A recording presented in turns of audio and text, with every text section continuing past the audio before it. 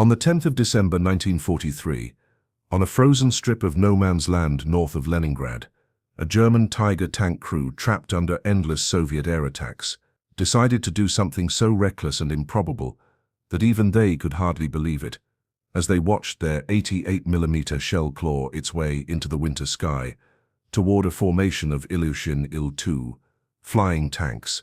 By the winter of 1943, the Eastern Front was a landscape of exhaustion and failure for the Wehrmacht, a place where grand plans of swift victory had sunk into the mud and snow around cities like Leningrad, where hundreds of thousands had starved behind barbed wire and artillery, and where German units, once symbols of unstoppable blitzkrieg, now fought desperate delaying actions in the shadow of a war they were slowly realizing they could no longer win.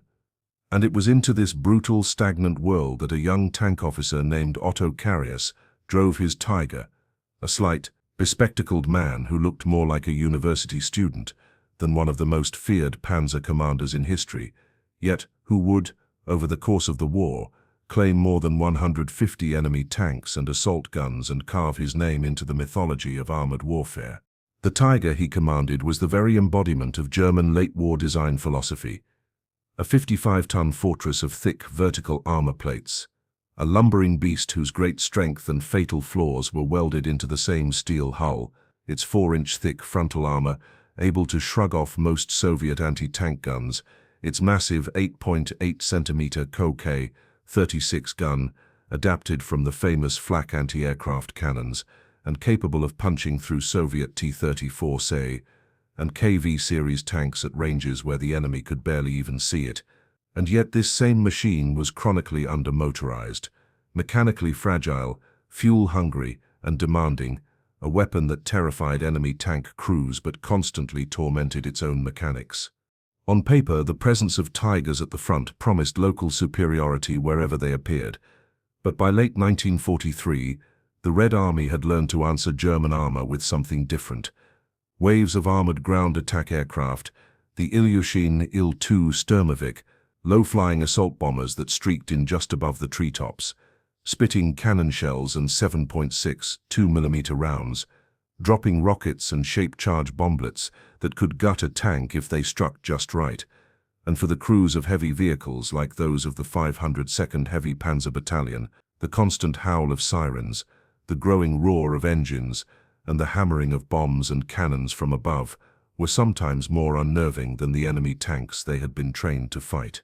On that December day, as German forces pulled back from the Leningrad sector after failing once more to break the siege and capture the city, the Tigers of the 502nd sat in overwatch positions among frozen woods and snow-covered fields, guarding the retreating columns, when the Red Air Force found them and began a cycle of attack runs that would push one of Karius's crewmen to propose an idea so absurd that the officer would later describe the result as unparalleled on the Eastern Front.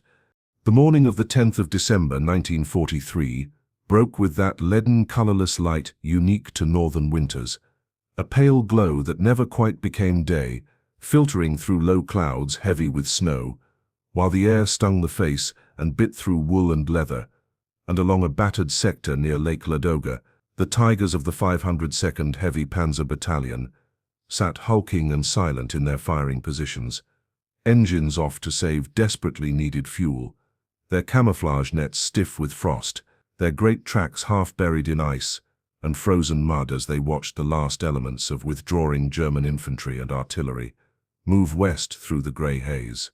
The attempt to break the ring around Leningrad had failed yet again, and for the men inside those Tigers, this failure was only the latest entry in a grim ledger years earlier, when Karius had first gone east, as a young loader in a Czech-built Panzer 38. During Operation Barbarossa, the war had seemed like a rapid, mechanized crusade, a campaign of encirclements and quick victories under towering summer skies.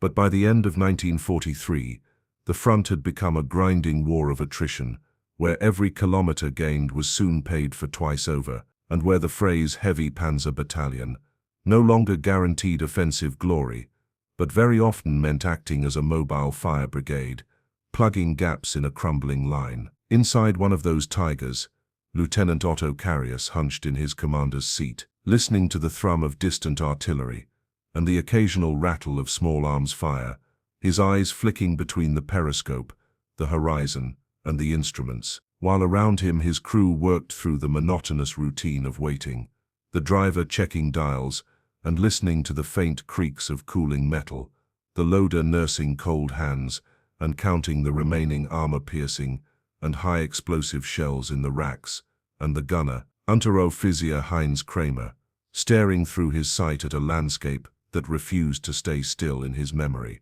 because every rise, every stand of trees, every ruined isba on the steppe seemed to echo with previous engagements, previous ambushes, previous days when the Tiger's 88mm gun had coughed and sent Soviet armor burning across the snow.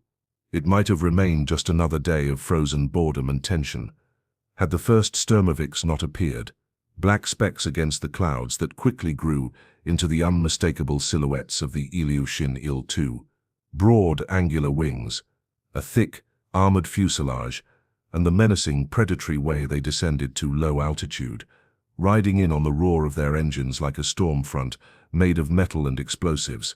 And as soon as the call Feindflugzeuge went up over the battalion's radio net, the Tigers snapped into a different kind of battle mode, one where their enormous armor was both blessing and trap.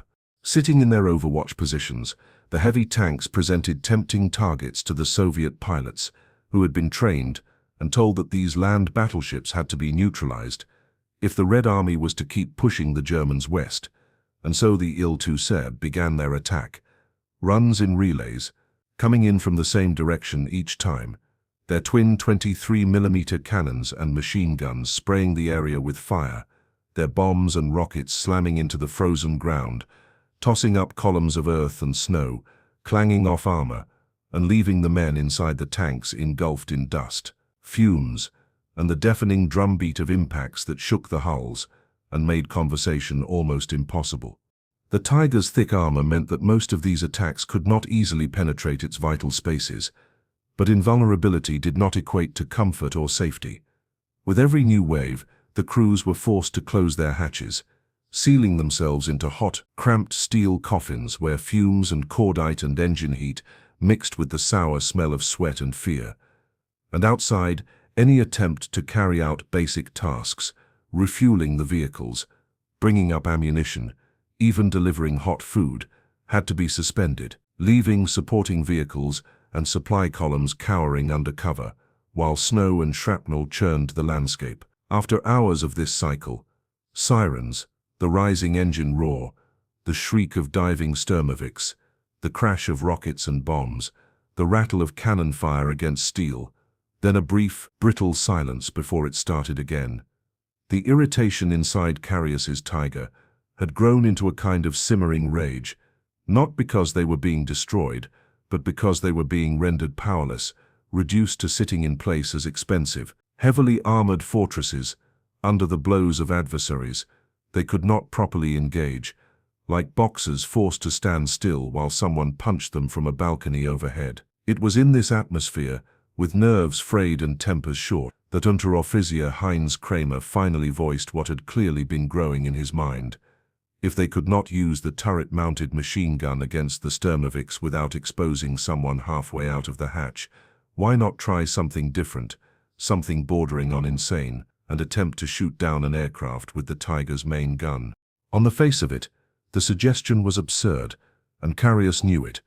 The Tiger carried no specialized anti-aircraft ammunition, only armor-piercing rounds and high-explosive shells, and the gun itself, despite its ancestry in the 88mm anti-aircraft flak, had been adapted and mounted for tank-to-tank and tank-to-ground combat. Its sights and handling designed for a stationary vehicle, firing at targets whose movement could be predicted on roughly the same plane, not for leading a fast-moving warplane across 3 dimensions of sky.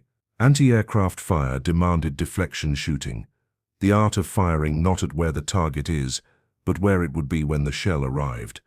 And inside a Tiger, crammed with ammunition racks, radio sets, and the creaking mass of the turret traverse, that kind of calculation bordered on fantasy.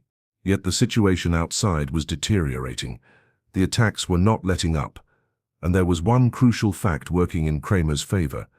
The Sturmoviks were creatures of habit, their attack runs coming in again and again, along almost identical bearings, as they swept in low over the same tree line, the same ridge, the same strip of sky. Carius, who by that point had learned that stubbornness and improvisation often mattered as much as doctrine in the East, weighed his options for a brief moment in the oppressive heat of the sealed turret, then gave a short, almost resigned nod. If the Il-2 Sur were going to keep trying to kill them, then allowing his gunner 1 or 2 shots at revenge with the 88 was a risk he was suddenly willing to take, and as the Tiger's great turret began to traverse toward the known approach path of the next Soviet wave, no one inside that armored shell could have guessed that they were about to attempt, and very nearly achieve, the impossible. When the next warning came over the radio net, it was no longer met with the same helpless resignation as before, because inside Carius's Tiger the crew had already rehearsed, in their minds if not out loud, the sequence they were about to try. The driver would keep the hull rock steady. The turret would be locked onto the familiar strip of sky where the Sturmoviks always seemed to rise above the tree line. The loader would stand ready with high-explosive 8.8 centimeter shells, because there was no special anti-aircraft ammunition in the racks, only the standard loadout for fighting tanks and smashing field positions, and Heinz Kramer would watch his sight and trust a mixture of experience, instinct, and blind luck to do the rest. Outside, over the treetops, the familiar dark specks appeared again, growing into the blocky, menacing outlines of Il-2 Sturmovik as they swept in formation toward the German positions, their engines a mounting roar that vibrated through the frozen ground and hummed in the steel of the Tiger's armor. Around Carius's vehicle, other tanks of the 502nd buttoned up once more, hatches slamming, commanders dropping into their turrets and letting the heavy lids thud shut over their heads, every crew bracing, teeth clenched, for the concussions and shrapnel they knew would follow. Inside the Tiger, the atmosphere changed in a different way. Nerves were tight, but there was also a strange, focused calm, because everyone had a job to do, and there would be only a second or two in which to do it. So when Carius called out the bearing and the range, he estimated from his own viewing slit. Kramer smoothly elevated the long barrel, adjusting for the rough angle their previous observation runs had suggested, while the loader, muscles protesting in the cramped cold, rammed the first HE shell into the breech and slapped the block closed, shouting fatigue into the noise. The Soviet aircraft, flying low in their attack pattern, were not expecting any kind of precise response from the German tanks beneath them.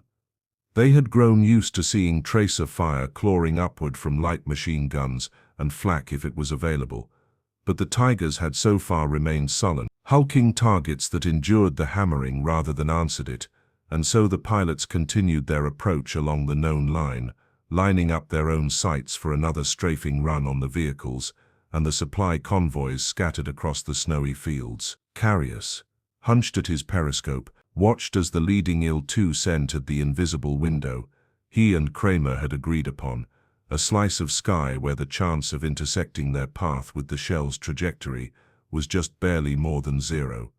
And in that heartbeat where calculation, hope and desperation fused into action, he gave the command to fire inside the turret. The world became a single concussive event as the 88mm gun recoiled, a deafening blast filling the cramped space, the whole 55-ton machine rocking back as the shell left the barrel with a flash that briefly lit the winter air in front of the Tiger. For a moment, nothing changed. The Il-2 continued their run. The engine noise grew. The familiar drumming of their weapons began to rattle across the landscape again, and through the slit, Carius could see that their first shot had failed, the shell passing through an empty patch of sky, where the planes simply were no longer present by the time it arrived.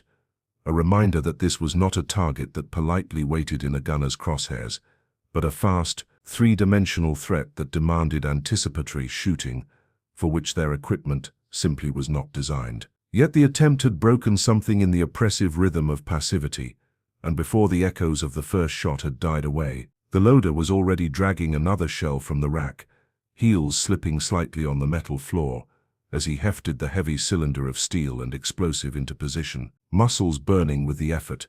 This second round slammed into the breach with a metallic finality that felt like a refusal to accept failure.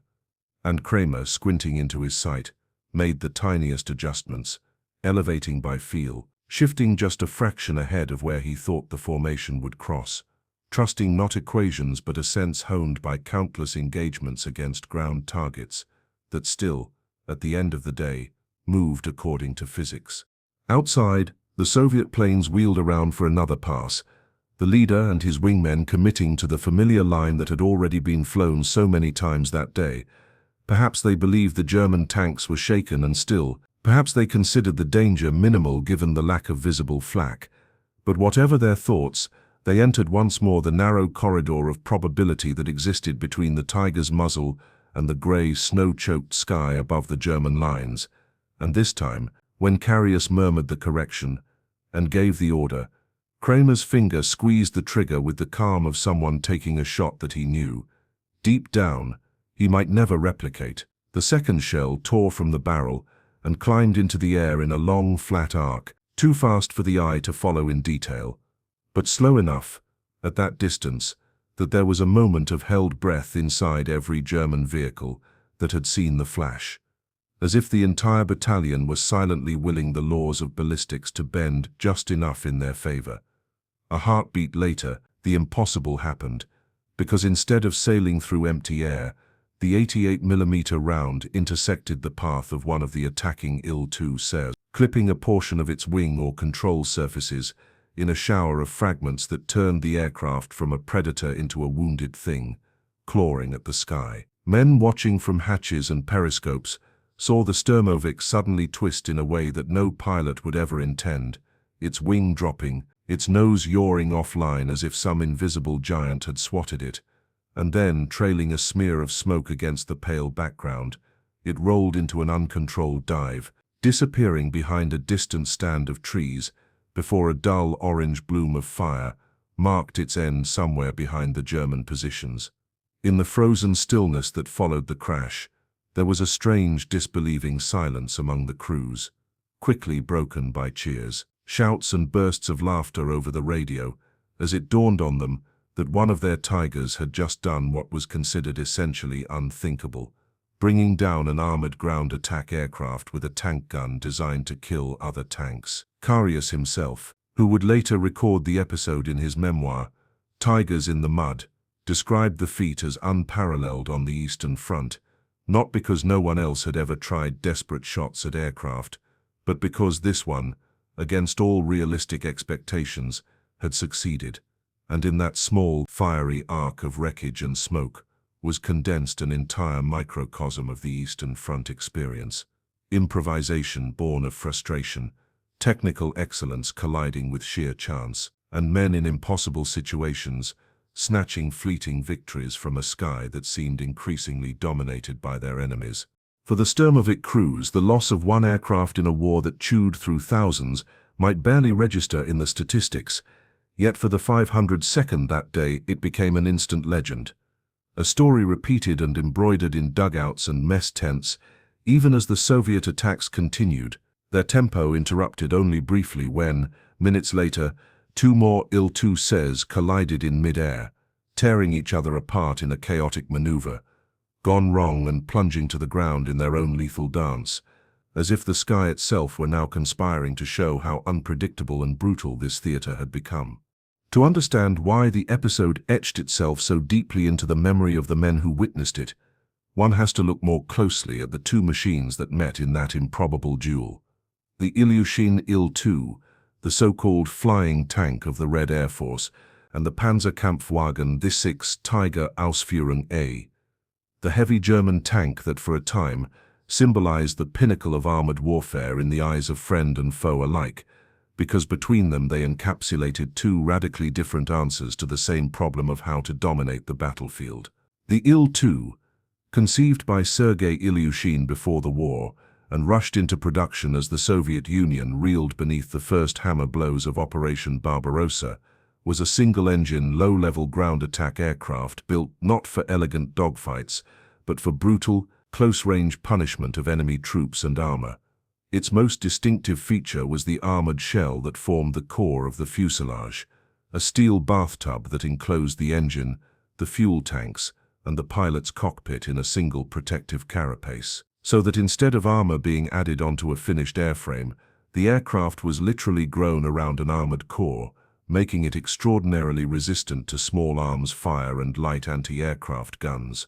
Early versions of the Il-2 carried two Shuvak 20mm cannons, later upgraded to powerful 23 or even 37mm weapons, plus machine guns, rockets, and bombs slung under the wings, allowing Sturmoviks to rake German positions in a storm of high-explosive projectiles and armor-piercing shot that could shred trucks, artillery, and infantry formations in seconds, and with enough hits or a lucky strike on the thinner top armor, could also kill tanks.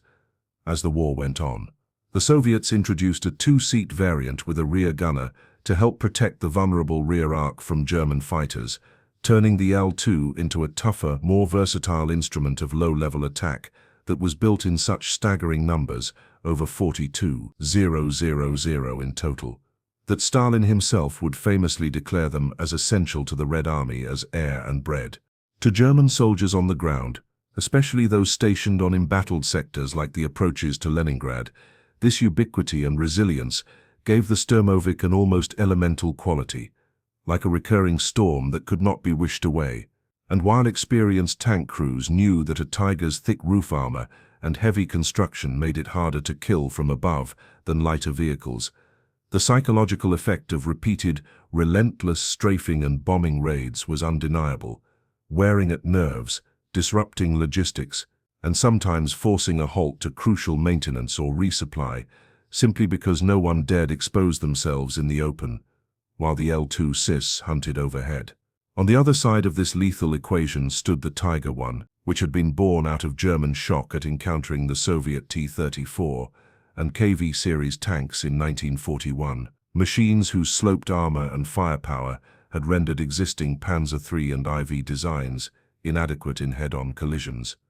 The Tiger was in many ways the opposite of the Sturmovik in philosophy, a carefully engineered, mechanically complex behemoth that sacrificed ease of production and reliability for sheer battlefield dominance wherever it managed to arrive in working order. With roughly 100 millimeters of armor on the front of the hull and turret, thick, flat plates that rejected most medium-caliber anti-tank rounds, and side and rear armor that still exceeded what many enemy tanks could bring to bear, the Tiger was conceived as a mobile fortress, able to sit at long range and destroy opponents before they could even scratch its paint. And at the heart of this doctrine was the 8.8 centimeter K-36 gun, derived from the famous Flak 18's 36-37 anti-aircraft and anti-tank guns that had already made their reputation in North Africa and on the Eastern Front as formidable tank killers.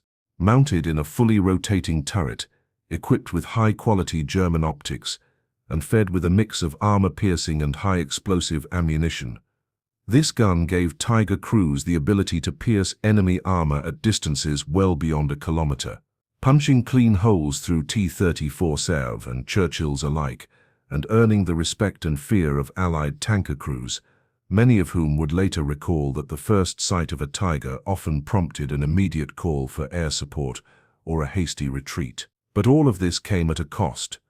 The Tiger's Maybach engine strained under the vehicle's 55 tons, its overlapping road wheels clogged with mud and ice, its complex suspension and transmission demanded constant care, and its fuel consumption was enormous, which meant that by 1943-44, as German logistics began to falter, many Tigers were lost not to enemy fire, but to breakdowns, fuel shortages, or deliberate destruction by their own crews when mechanical failures or encirclement made recovery impossible. For men like Otto Carius, who had transitioned from lighter tanks into the Tiger and undergone specialized training to master this demanding machine, the heavy Panzer was both a source of pride and a daily test. He knew that in a purely technical duel against enemy armor, the Tiger gave him an advantage that could be measured in hundreds of meters, yet he also learned that the Eastern Front, with its endless distances, primitive roads, harsh winters, and increasingly strong Soviet air presence, had a way of eroding even the best hardware, forcing commanders to become improvisers as much as tacticians. Thus, when Kramer proposed using the Tiger's main gun against the Sturmoviks, he was not just making a wild suggestion out of boredom, but instinctively reaching for the one thing that defined their machine: its long, high-velocity gun and excellent optics, and asking whether that strength could be stretched into a domain for which it had never been intended. And the fact that the attempt worked once, for one brief moment in one grey December sky, only reinforced the sense among the crew that in this war even highly engineered systems often lived or died by spur-of-the-moment human decisions, rather than by what the manuals and tables predicted. Behind the optics, behind the armor, behind the improbably successful shot at a passing aircraft, stood a man whose life story mirrored in miniature the trajectory of his generation in Germany, because Otto Carius had not been born a hardened warrior or a coldly efficient tanker, but rather a slightly built, academically inclined boy from the town of Zweibrücken, who grew up in a family where military service was present, but not romanticized, and who, as he later admitted, had to fight simply to be accepted into the army at all. When the Second World War began in 1939, Carius was still in school, finishing the rigorous curriculum of a humanistic gymnasium, playing piano and violin, and entertaining a youthful interest in mechanical engineering. And although his father, a teacher who had himself served and been decorated in the First World War, knew full well the realities and dangers of modern conflict, and referred to tanks dismissively as metal death traps, the atmosphere in Germany, saturated with propaganda and the apparent successes of blitzkrieg, exerted its own pull on young men eager for adventure, duty, or simply belonging. Thus, in May 1940, Carius volunteered for the Wehrmacht, only to be rejected twice at his medical examination for being too underweight, a humiliating setback that he overcame by sheer persistence until he finally passed muster and received his call-up.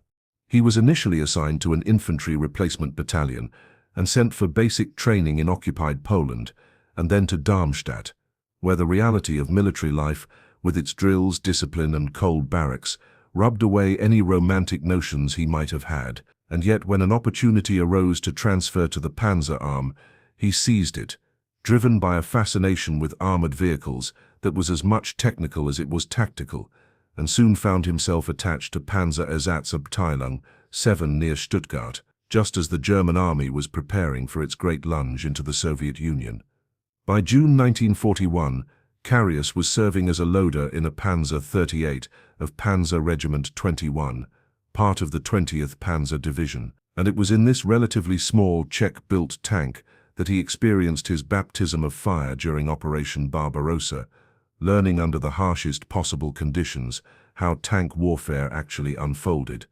Long, exhausting advances over terrible roads, dust and mud, clogging everything. The sudden, terrifying appearance of enemy anti-tank guns, or T-34s, where the maps and intelligence had promised nothing. And then the equally sudden, brutal engagements, where survival often depended on the quickness of the crew, the reliability of the engine, and the ability of the commander to read both the terrain and the enemy. Surviving these early campaigns, he was selected for officer training in 1942, a recognition of his calm under pressure and his aptitude for command, and after completing his course, he returned to the front as a platoon leader. Just as the character of the war in the East was shifting from offensive operations to grueling defensive battles, by February 1943, he had been transferred to Panzerersatzabteilung 500 to begin conversion training on the new Tiger tank, a posting that would define his combat career and place him among the small cadre of heavy tank commanders whose names would later be remembered not only in German unit histories, but in those of their opponents. The Tiger, with all its advantages and flaws, became the instrument through which Carius expressed his particular style of warfare. Cautious yet aggressive, constantly seeking good firing positions, ruthlessly exploiting the gun's range and accuracy, and always mindful of how to minimize unnecessary risk to his crew, because he understood, as any experienced commander did, that a Tiger was not just a machine but a small, tightly bonded family of 5 men whose lives depended absolutely on each other's competence.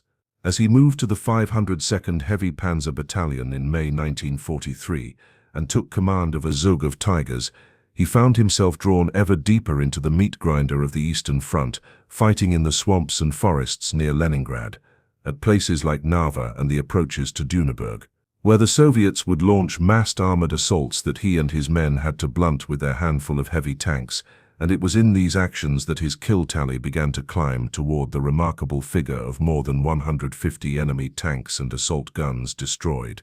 Yet behind those numbers were episodes that weighed heavily on him, and which he would later recount in Tigers in the Mud, not as boasts but as somber lessons: the night raids in which Soviet troops, disguised in captured Luftwaffe uniforms, infiltrated German lines and forced Karius's unit to treat any isolated airman as a potential enemy, leading to tragic incidents where German soldiers in the wrong uniform at the wrong time were shot by their own side, the chaotic retreats where supply columns disintegrated under enemy pressure, and where his Tigers had to fight delaying actions while columns of bedraggled infantry and vehicles streamed past in confusion, and the sense growing stronger as 1943 turned into 1944, that individual courage and tactical excellence could no longer reverse the strategic tide that was pushing Germany inexorably backward.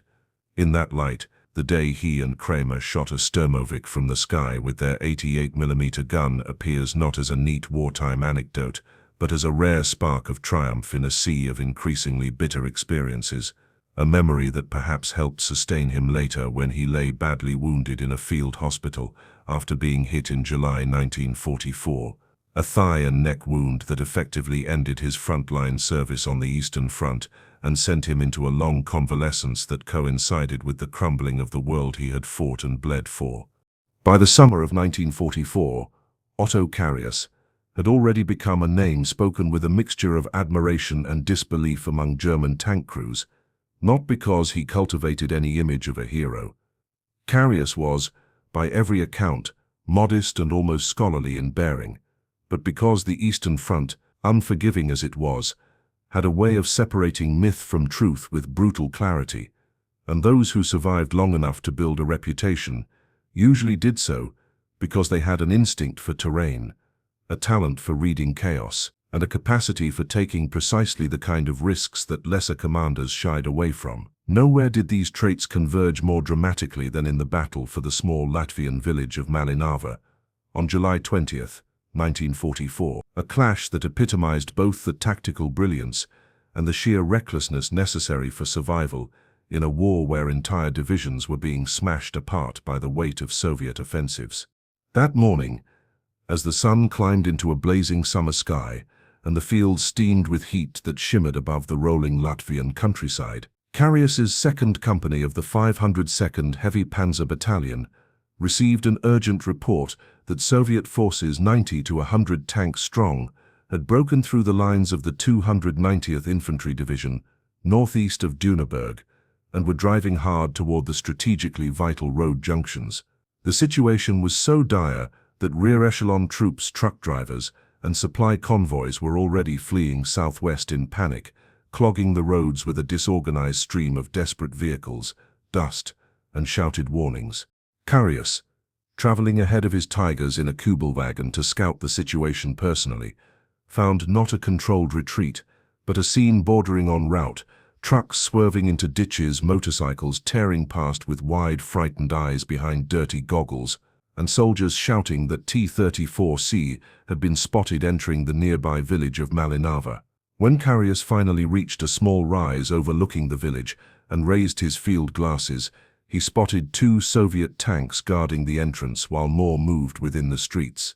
Even worse, farther up the road lay the broken remnants of a German Sturmgeschütz assault gun detachment, 7 of their vehicles knocked out when they had tried to push from the north to retake the town.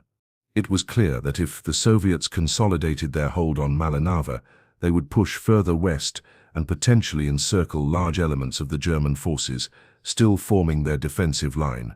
There was no time for deliberation, no time to wait for reinforcements. Karius returned to his Tigers with 2 simple directives: surprise the Russians and strike fast. Anything less would end in a slaughter.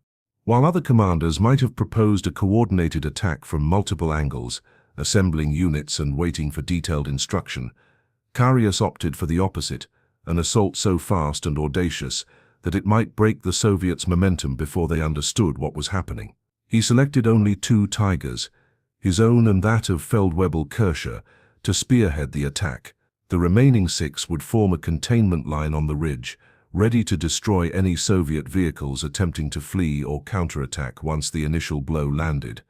The plan, delivered with Karius Sift's trademark brevity, left no room for misunderstanding. "Wir fahren mitten rein. We drive straight into the village." The crews understood. There was no subtlety here. This was shock action in its purest form. Moments later, engines roared to life, gears clanked, and 2 60-ton Tigers began descending the sunlit slope toward Malinava at full throttle. Soviet spotters saw them immediately, but no shot came. Perhaps disbelief froze them. Perhaps they assumed any German counterattack at this point would come from infantry or lighter vehicles, not 2 heavy Tigers charging straight down the main road like sledgehammers, aimed at the heart of their position. As Karius later recounted, his driver Barish pushed the Tiger as hard as the engine would tolerate, throwing up a plume of dust and burning fuel smell inside the turret as the great machine hammered across the ground. Kerscher followed 150 meters behind, positioned to protect Karius' flank.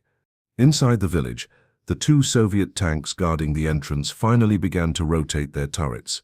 But too late, Kerscher skidded to a halt, fired 2 perfectly placed rounds, and both enemy tanks erupted in fire before they could shoot. Karius barreled through the smoke and debris into the center of Malinava, where chaos unfolded in a heartbeat. Soviet mechanics, drivers, gunners, and officers ran between buildings and vehicles, unaware moments earlier that German heavy armor was approaching and now caught completely exposed. At the far end of the main street stood something that made even Karius blink, an IS-2 Joseph Stalin, heavy tank, broadside to him, its long 122mm gun jutting past a barn. For a split second, he and Kerscher both thought it was a captured Königsteiger, so massive and imposing did it appear from the front. Then the realization struck. This was the newest Soviet heavy tank, the pride of their armored force, and it was facing the wrong direction at point-blank range. Karius fired immediately. The shell slammed into the Stalin tank, sending flames licking up its sides as ammunition inside began to cook off. From there, the battle became a methodical execution. House by house, street by street, tiger by tiger, the German assault carved its way through Malinava. Soviet tank crews sprinted into sheds or tried to mount their machines under fire, but the 2 Tigers were everywhere at once, firing from the hip, using buildings as cover, and keeping the enemy off balance. Within minutes, the streets were choked with burning T-34 SE and IS-2 SE, their blackened hulls reflecting orange flames, their crews scattered or dead. When the remaining 6 Tigers finally advanced into the village, they found no resistance, only wreckage. Karius had expected heavy losses. Instead, his company had suffered none. 17 Soviet tanks had been destroyed in the opening minutes alone, most of them heavy models, and more would fall in the hours to come. From the ridgeline came new alarms. Additional Soviet armor was probing near the main road. Without hesitation, Karius laid a new plan. He positioned 6 Tigers in a crescent-shaped ambush pattern east of the village, predicting exactly where the next wave of enemy armor would come. The trap worked flawlessly.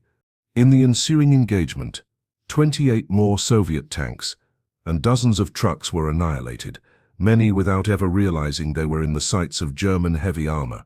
By the time the gunfire stopped and the smoke settled, the Soviet armored brigade that had attempted the breakthrough had been effectively destroyed.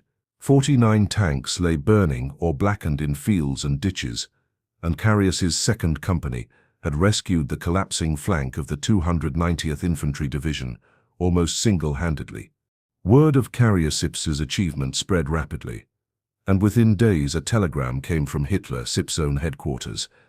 The oak leaves to the Knight-SIP's cross, a decoration reserved for Germany's most successful and daring frontline officers. It was a moment of triumph. But it came at the twilight of a war. Germany could no longer win. and within days of the Malinava victory, Carius himself would be gravely wounded.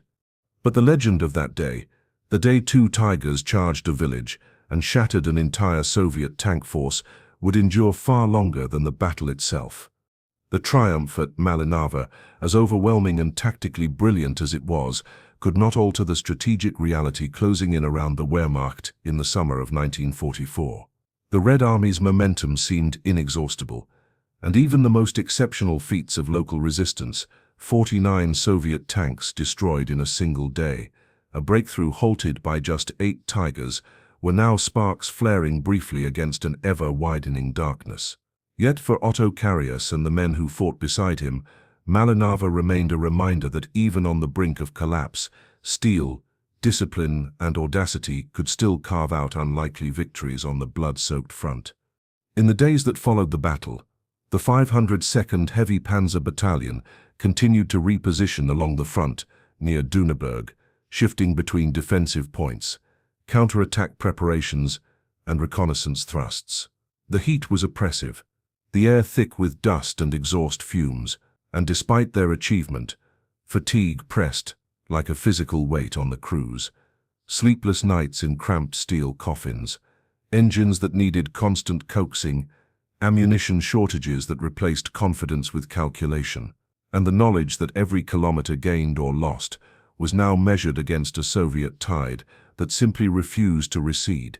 Carius, though still recovering from the strain of the Malinava engagement, pressed on with the same relentlessness he had shown since 1941.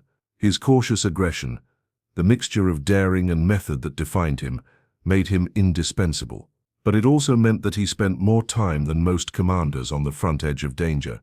Late in July 1944, during yet another mission near the same contested sector around Düneberg, danger finally caught up with him. The exact chain of events, as Carius later reconstructs in Tigers in the Mud, unfolded with a kind of sudden, brutal clarity that only frontline veterans understand. It was the kind of moment where instinct, not orders, determined life or death. A Soviet infantry force had infiltrated near German positions during the night, a recurring nightmare on the Eastern Front, and at dawn a chaotic firefight erupted as grenades and automatic weapons crackled from forest edges and trenches, half filled with smoke. The Tigers of the Second Company were called forward to stabilize the sector, and Carius did what he always did. He left the safety of the turret to direct his vehicles personally. His belief, constant throughout the war, was that a commander must see the battlefield to understand it, even if that meant exposing himself to enemy fire. He climbed out of the Tiger, pistol at his side, binoculars around his neck, intent on moving along the forward line to coordinate the defense and identify the sources of Soviet fire. It was then that a Soviet sniper's bullet found him, or perhaps several bullets, fired almost simultaneously in the chaos. One round tore through his thigh, shattering muscle and sending him collapsing to the ground. Another grazed, then punched into his neck, missing arteries by a margin so small that decades later, Carius still marveled at the luck that allowed him to remain conscious at all. The world spun. Snow, grass, earth, and sky blended into a haze. Men shouted his name. Boots thudded around him. Someone dragged him by the collar, behind a knocked-out Sturmgeschütz, shouting for medics who were already too busy elsewhere. Blood soaked through his tunic and steamed in the warm July air. For a moment, one he later admitted he remembered only in fragments, Carius thought he was dying. And in a sense, this was the death of something, not his life, not yet, but the end of his Eastern Front combat career. The stretcher that carried him from the battlefield may as well have been carrying the final chapter of Otto Carius, the frontline Tiger commander. The field surgeons worked with the urgency and stoic precision born of thousands of similar injuries. Infection, shock, blood loss, any one of these could still have killed him in the hours that followed, but he endured, slipping in and out of consciousness as the ambulance rattled back toward the regimental aid station. For weeks afterward, he lay immobilized, his world reduced to the white walls of a military hospital, the suffocating smell of disinfectant, and the steady procession of doctors, nurses, and chaplains who walked among the wounded like measured steps in a fading parade. Outside, Germany's strategic situation worsened by the day. Entire corps collapsed under Soviet offensives. The Baltic states began to slip away. Cities burned in the distance. The war he had fought so long and so hard was turning into a catastrophe unfolding just beyond his window. He knew even before he asked that he would not return to the Eastern Front. His wounds, deep, messy, perilously close to fatal, made frontline duty impossible.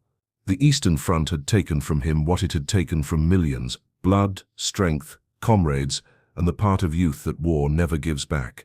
But it had not taken his life. And this, in 1944, was a miracle. News of the Malinava victory and the destruction of the Soviet Heavy Brigade reached Hitler's headquarters days before word of Carius's wounding. In Berlin, in Alpine bunkers, in Führerhauptquartier spread across Europe, the German High Command had long since begun clinging to stories of individual heroism as antidotes to the avalanche of strategic disasters. Carius's feat was exactly the kind of story they needed. On July 27, 1944, while he was still lying in a hospital bed, barely able to sit upright, a formal telegram arrived from Hitler-Sitz headquarters. It was short, ceremonial, almost clinical in tone. But the honor it conveyed was immense. Carius was awarded the Oak Leaves to the Knight's Cross of the Iron Cross, becoming the 535th soldier in the Wehrmacht. To receive this elite distinction, the official citation, printed for newsreels and newspapers, framed Malinava as an act of almost mythic bravery, 2 Tigers charging into the teeth of a Soviet armored breakthrough, 10 heavy tanks destroyed by Carius personally. A crisis turned to triumph through the audacity of a single young lieutenant. Though bedridden, Carius responded with characteristic modesty when the award was pinned to his tunic months later by Heinrich Himmler. He insisted the honor belonged to his crew just as much as to him, perhaps more. When he finally recovered enough to return to service in early 1945, he found a Germany transformed, bombed cities, collapsing fronts, demoralized troops, and chaos everywhere. He was assigned command of a company in the 512th Heavy Tank Destroyer Battalion, equipped with Jag Tigers, the heaviest armored vehicles Germany ever produced. These monstrous machines, armed with a 128mm gun, were impressive on paper, but plagued by extreme mechanical fragility, fuel shortages, and the simple reality that by 1945 there was no longer a German war machine left to support them. Carius led his company in the final battles of the Rue Pocket in April 1945, fighting not with the confident aggressiveness of 1943 or 1944, but with the grim resolve of a professional determined to preserve the lives of his men in a war that was visibly falling apart around them. When starvation-level fuel and ammunition supplies ran out, when their Jag Tigers could no longer move, when the enemy front loomed too close to escape, Otto Carius surrendered on April 18, 1945, by direct order of General Lieutenant Fritz Bayerlein. The war was over for him.